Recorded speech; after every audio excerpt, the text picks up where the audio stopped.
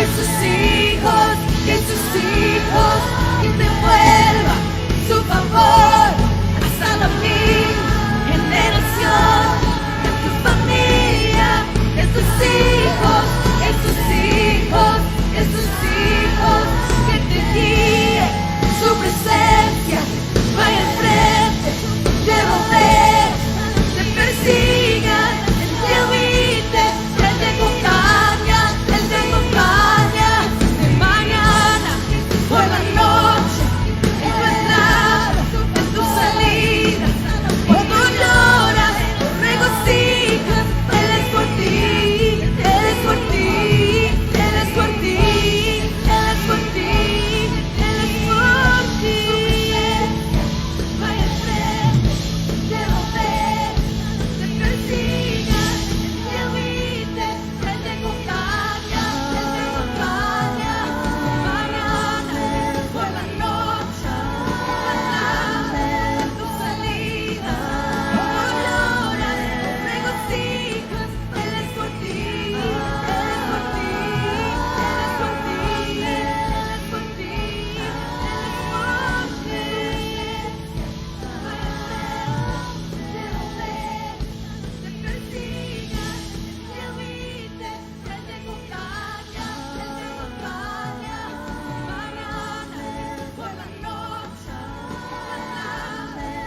salida, cuando lloras, regocijas, Él es por ti, Él es por ti, Él es por ti, Él es por ti, Él es por ti.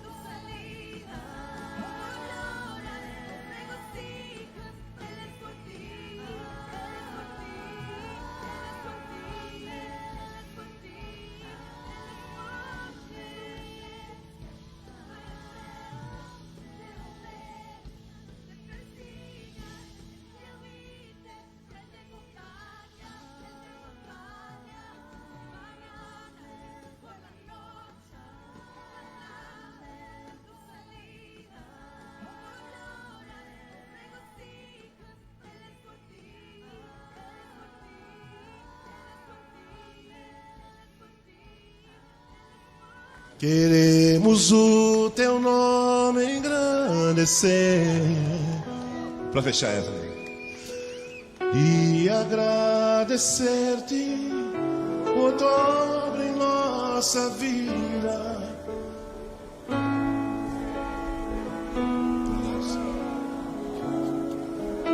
Só tu és o Deus, pois só tu és o Deus eterno.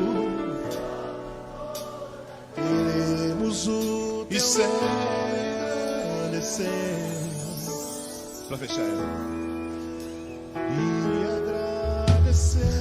Grande é o Senhor e muito digno de louvor. Na cidade do nosso Deus, seu santo monte. Alegria de toda a terra.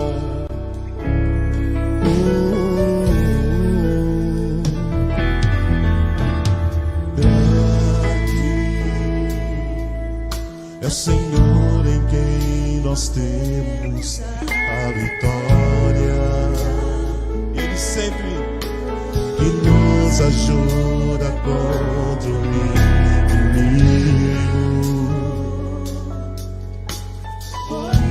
Diante dele nos estamos para te adorar, Senhor. Queremos o teu nome engrandecer, que viemos para isso, Senhor, e agradecer-te por tua obra em nossa vida. Confiamos em teu infinito amor.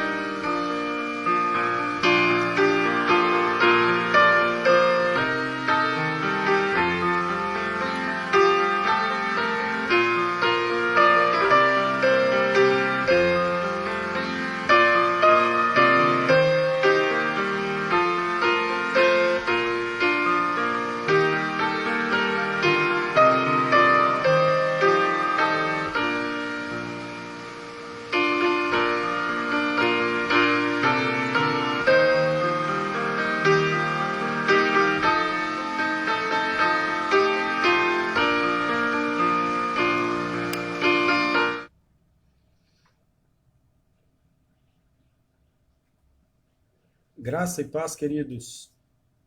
Estamos aqui mais uma vez para trazer até você uma meditação na palavra do Senhor, com o nosso programa de todas as manhãs, Mananciais de Vida, estudando a palavra de Deus. E estamos cada dia trazendo uma mensagem nova, uma mensagem diferente para nos trazer enlevo espiritual e nos trazer conhecimento da palavra do Senhor. Nós louvamos a Deus porque até aqui o Senhor tem nos abençoado. O Senhor tem nos sustentado e nos guardado na sua presença. Bendizemos o nome do Senhor, porque Ele é o nosso Deus. E nós somos totalmente dependentes da graça e da misericórdia do Senhor. Em 2 Coríntios, capítulo 4, no versículo 7, diz assim a palavra do Senhor: Temos, porém, este tesouro em vasos de barro, para que a excelência do poder seja de Deus e não de nós. E nós queremos falar nesta manhã sobre um vaso para ser usado. Nenhum de nós vai até uma loja de produtos agrícolas ou uma loja de ornamentação, uma floricultura, para comprar um vaso e deixá-lo jogado em qualquer lugar. Sempre que adquirimos um vaso, adquirimos com o objetivo de usar, de aproveitar para enfeite ou mesmo para qualquer outra finalidade. Seja qual for o tipo de vaso que você comprou para ser usado. A Bíblia diz-nos que não se acende uma candeia para colocar debaixo do velador. Sempre que se acende uma vela, ou uma lamparina, ou uma lanterna, é para iluminar em meio à escuridão, para trazer luz ao ambiente. Assim também são os vasos. Vasos são utensílios que são adquiridos para ser usado. Quando compramos um vaso, compramos para usar, então colocando nele uma linda ornamentação, seja de planta artificial ou natural, queremos utilizá-lo.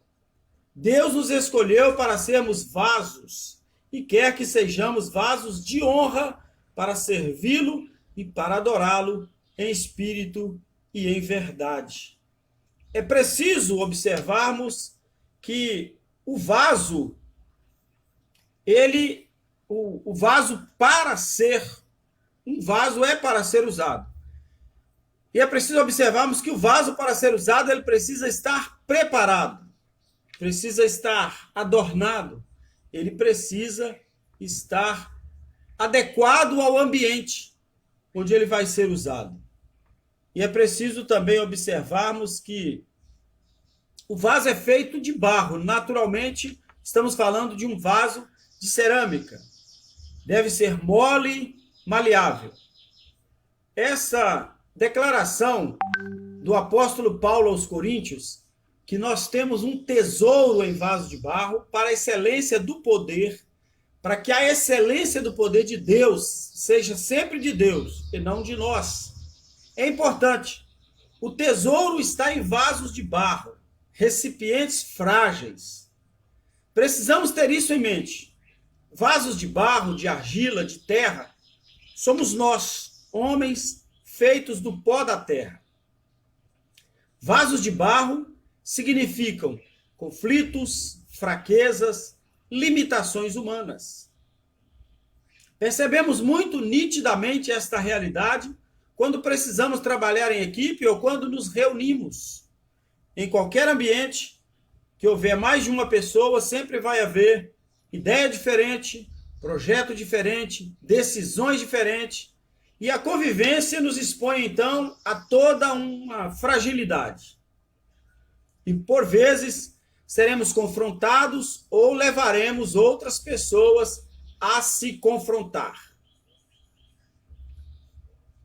Percebemos, então, que não existem cristãos super-homens ou super-mulheres, Não existe uma experiência com o Espírito Santo que possa nos transformar em supercristãos de um momento para o outro. Basta ler o sóbrio conselho de Colossenses 3,13. As múltiplas exortações e as repetidas admoestações nas cartas do Novo Testamento nos mostram que quando vivermos nesta terra, ou enquanto aqui vivemos, estaremos na roda do oleiro, o oleiro divino, sendo moldados e transformados por ele. A roda, como já dissemos em algum outro tempo, em mensagens anteriores, é a pedra onde o oleiro molda o seu vaso. O oleiro trabalha peça por peça. Ele faz cada vaso individualmente, um diferente do outro. Um vaso não é igual um tijolo, que é fabricado em larga escala, em formas definidas. O vaso de barro é um trabalho artesanal e é moldado manualmente, individualmente pelo artesão. Talvez por isso, e não somente por isso, Deus criou o homem do pó da terra. Ele formou o homem conforme ele foi modelando com as suas mãos.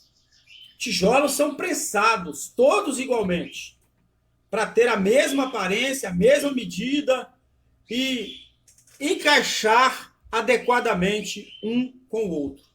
Nós, seres humanos, somos diferentes. Cada um de nós é moldado de maneira específica, temos naturezas diferentes, temos desejos, propósitos, caminhos, ideias totalmente diferentes. E precisamos aprender com isso e aprender, acima de tudo, que somos frágeis. Isso significa, querido, que nós podemos ser quebrados. E o que nós queremos colocar para você é que somos todos uma peça distinta. Somos todos totalmente diferentes uns dos outros. Seja no nosso temperamento, seja no nosso projeto, no nosso propósito. E por isso é que nos reunimos em grupo para agrupar ideias, para colocar projetos às claras, para que outras ideias possam fazer progredir aquele pensamento. Então somos todos peças originais, individuais, criadas pelo grande e soberano Deus. Cada um de nós é uma peça exclusiva. Por isso nós temos as definições e somos quase 8 bilhões de pessoas no mundo todo e nenhuma pessoa tem a mesma digital. Nós já encontramos várias vezes pessoas homônimas, totalmente homônimas, nome, prenome e sobrenome, todos iguais, mas DNA e as impressões digitais são totalmente diferentes. Então vejam que Deus teve um cuidado especial ao criar cada um de nós, cada ser humano. E agora, tendo criado este homem, Deus escolhe homens para ser vasos que serão usados por ele. Volto a dizer, vasos de barro, como eu e você, que por vezes precisaremos ser moldados, reformados, transformados, modificados para agradar ao Senhor. Então Deus escolhe homens e não super-homens. Em relação ao vaso, o que importa, na verdade, é o conteúdo que está dentro dele. O que está no seu interior é a sua razão de ser. Mostra qual será a sua utilidade. A exortação de Colossenses 3,16 mostra-nos que o processo não é automático, pois a Escritura ordena assim: habite ricamente em vós a palavra de Cristo. Nós somos responsáveis, então, por aquilo que está dentro de nós, por aquilo que habita em nós e por aquilo que nós passamos uns para os outros, por aquilo que nos preenche. Certo dia, eu vi uma foto de um vaso sanitário sendo usado para dar vida a flores plantadas no seu interior. E que lindos vasos! Nessa mensagem que eu coloco no meu blog pessoal, você poderá ver ali esta foto da qual estou falando. Lindos vasos sanitários que deixaram de ser usados como sanitários e passaram a ser usados para dar vida a lindas flores. Já vi diversos tipos de vasilhas sendo usadas como vaso para lindas e perfumadas flores. Então, o que importa, na verdade, não é propriamente o vasilhame, mas o conteúdo que está dentro dele. Vejamos, por exemplo, a vida do apóstolo Paulo. Na vida de Paulo, podemos acompanhar sua transformação radical. De furioso, fanático, perseguidor de crentes, tornou-se um homem bondoso e amável. Essa mudança foi tão profunda e completa que ele nem se envergonhava de usar a imagem de uma mãe amamentando seu filho para ilustrar todo o carinho e seu imenso amor pela igreja de Tessalônica, quando ele escreveu aos Tessalonicenses, no capítulo 2, versículos 7 e 8. Em Gálatas 4:19, ele menciona as dores e os sofrimentos de um parto, para falar do sofrimento que acompanha o renascer espiritual de alguém a quem pregamos o evangelho. A sua despedida de Éfeso evidencia o que ele havia semeado através do seu empenho altruísta e de seu trabalho intensivo entre os membros da igreja. Amor e carinho mútuos. Paulo, o grande algoz, perseguidor de crentes, aquele que matava e mandava matar, agora foi transformado em um vaso de honra e muito poderoso nas mãos do Senhor. Foi então o precursor da igreja moderna, trazendo em mais evidência e muito mais forte a todo mundo o cristianismo. E quando ele foi se despedir, falando à igreja de Éfeso, ele viu que havia um carinho recíproco. A igreja o amava da mesma forma como ele havia demonstrado a vida toda um grande amor pela igreja. Diz a palavra do Senhor: então houve grande pranto entre todos, e abraçando afetuosamente a Paulo, o beijavam, entristecidos especialmente pela palavra que ele havia acabado de pronunciar, que seria então a sua última visita, pois eles não veriam mais o seu rosto. Ele sabia que estava chegando já o fim dos seus dias, depois de muitas prisões, depois de muitos açoites, de passar frio, fome e muitos problemas na sua vida. Ele sabia que por fim estava chegando agora o seu limite. Eles o acompanharam ainda até o navio, conforme está registrado em Atos 20, 37 e 38. Isso são expressões de como essas expressões de com grande pranto o beijavam, sublinham a grata afeição que esses cristãos tinham pelo apóstolo Paulo e o quanto valorizavam o seu trabalho. Eles o amavam de todo o coração. Os efésios haviam encontrado o caminho através dos ensinos do mensageiro Paulo, o caminho de Cristo. Em Atenas, na Grécia, ele pregou para milhares de pessoas no Areópago e levou então os atenienses a confiar no Senhor. Os efésios haviam encontrado então o caminho a Deus através das mensagens do grande homem de Deus, o apóstolo Paulo, que cuidou deles por vários anos. Juntos eles superaram crises, foram edificados espiritualmente, amadureceram na sua fé em Cristo. Paulo frisou que trabalhou pessoalmente com cada um deles, individualmente. E nós encontramos pelas cartas do apóstolo Paulo que ele tinha realmente um cuidado como bom pastor, cuidando das ovelhas as quais ele conquistara para Cristo. Isso não aconteceu na corrida ou de uma forma anônima na multidão de uma mega igreja. Paulo não se empenhou pelos mais simpáticos, mais fáceis de lidar ou os que tinham mais riquezas. Todos foram aceitos na igreja como preciosos filhos de Deus, cuidados e pastoreados com carinho e dedicação.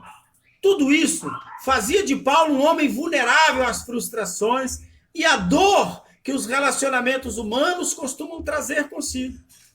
Ele permitia ser tocado pelos outros, ele permitia ser, então, usado pelo seu oleiro, ser usado por aquele que o criou, por aquele que tinha prazer em usá-lo em sua obra.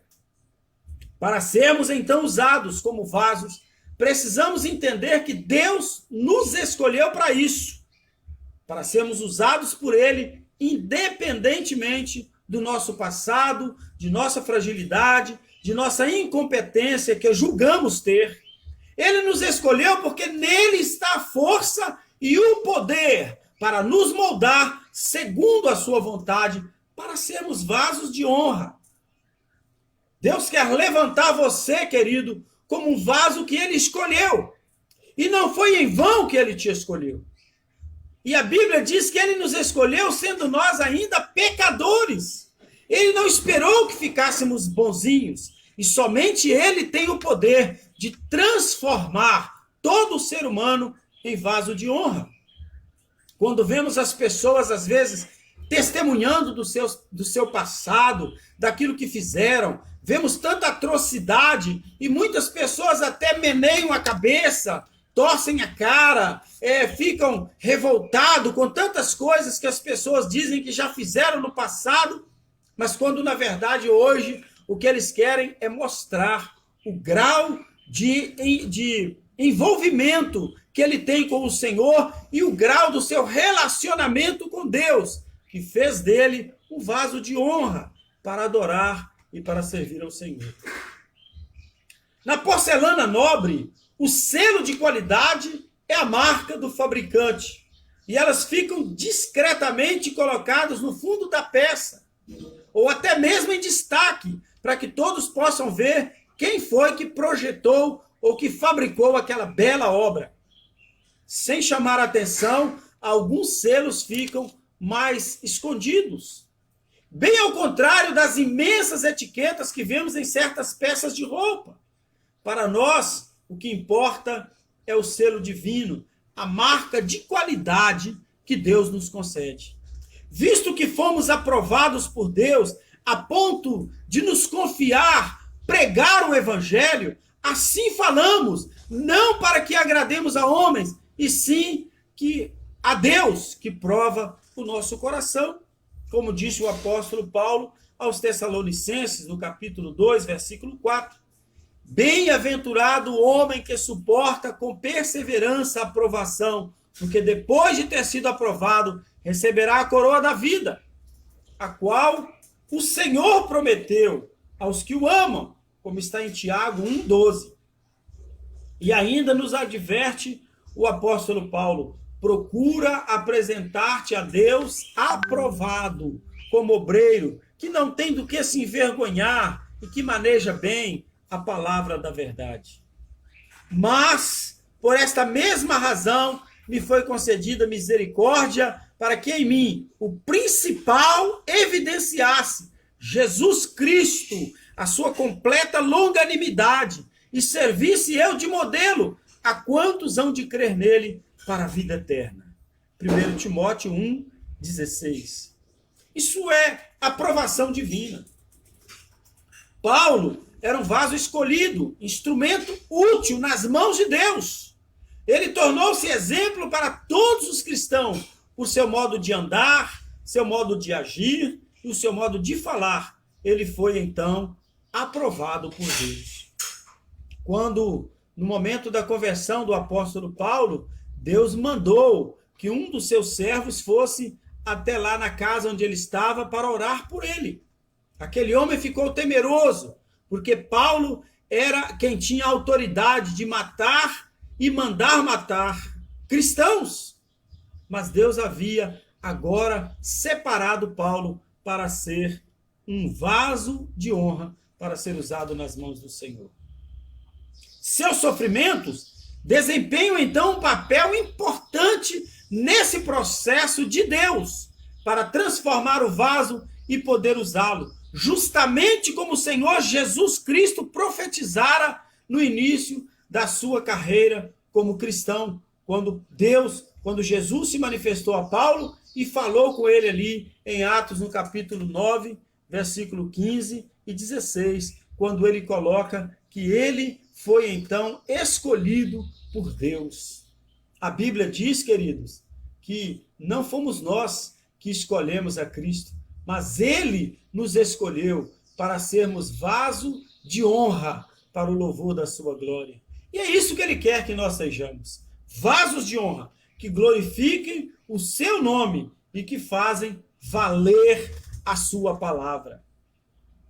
Então, queridos, Deus está pronto para nos usar e nós precisamos passar de um vaso comum ou de um vaso terrível para um vaso pronto para ser usado por Deus.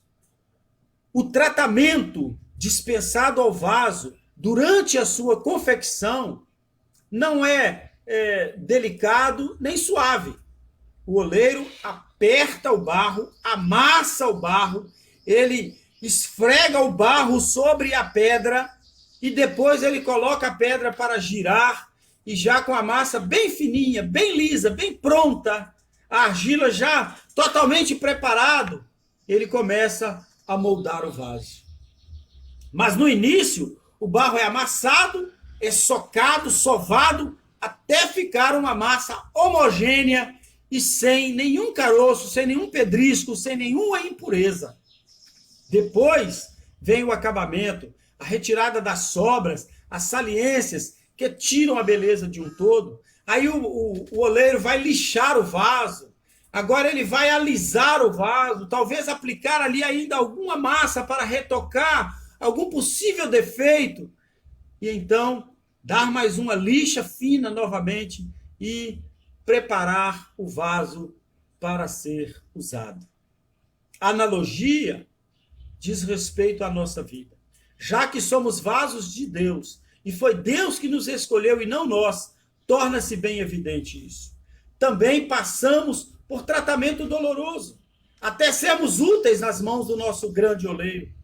Certamente teremos de enfrentar sofrimentos e dissabores, perseguições e aflições, se quisermos ser aprovados como vasos úteis para nosso dono. Essa é a mensagem do vaso. Independentemente de nossa origem, do nosso nível intelectual, do nosso status social, da nossa aparência e menos ainda do nosso passado pecaminoso. O alvo é o mesmo. Ora, numa grande casa não há somente utensílios de ouro ou de prata. Há também de madeira e de barro, alguns para honra, outros, porém, para desonra. Assim, pois, se alguém a si mesmo se purificar desses erros, dessas coisas, dessas tendências do passado, do homem pecaminoso, do homem velho, será utensílio para honra, santificado e útil ao seu dono, ao seu possuidor, estando preparado para toda boa obra. 2 Timóteo 2, 20 e 21. Esse é o supremo alvo de Deus para nós, que o seguimos. Ele deseja que sejamos úteis ao dono da casa, o nosso oleiro divino, porque ele é fiel em cuidar das nossas vidas e ele cumpre nas nossas vidas tudo aquilo que ele prometeu. Sejamos então, queridos, a cada dia vasos de honra para a glória e para a honra do Senhor, pois ele quer nos usar na sua obra. E basta nós nos dispormos para sermos esse vaso para ser usado pelo Senhor. Que Deus assim nos abençoe e nos dê um grande dia de vitória na sua presença, em nome do Senhor Jesus. Seja você este vaso seja um vaso de honra que glorifique e que exalte o nome do Senhor Todo-Poderoso. Querido Deus, nós te louvamos nesta manhã, te adoramos, exaltamos o teu santo nome, Deus amado, na beleza da tua santidade. Te adoramos porque o Senhor é o nosso Deus e nós confiamos na tua palavra e somos dependentes do Senhor. Por isso nós falamos contigo. Cobre as nossas vidas com o teu sangue neste dia, Senhor. Livra-nos de todo mal, de tudo aquilo que não provém do Senhor. Abençoe os nossos familiares. Abençoe, Senhor, cada um dos teus servos que estão agora participando conosco dessa transmissão e sustenta as nossas vidas na tua presença. Repreendemos, Senhor querido, no teu nome, todo mal, toda enfermidade, tudo aquilo que não provém do Senhor e declaramos vitória sobre o teu povo nesta manhã, no poder que há no santo nome do Senhor Jesus Cristo. Que o Senhor te abençoe, te guarde e te dê um grande dia de vitória. Que a graça de nosso Senhor e Salvador Jesus Cristo, o amor de Deus, o nosso Pai, a eterna e divinas consolações do Espírito Santo de Deus sejam sobre a sua vida e sobre a sua família, hoje e para todo sempre, em nome do Senhor Jesus. Um grande abraço a todos e que Deus assim nos abençoe grandemente neste dia.